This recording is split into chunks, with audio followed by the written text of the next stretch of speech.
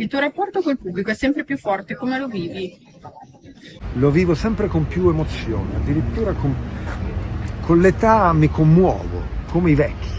Sente che i vecchi piangono, no? Mio padre negli ultimi anni della sua vita piangeva sempre, quando ripensava alle cose belle della vita. E io comincio a entrare in quella fase in cui mi commuove vedere un ragazzino che ho visto crescere con la mia musica, adesso essere grande, magari con un bambino sulle spalle, al mio concerto.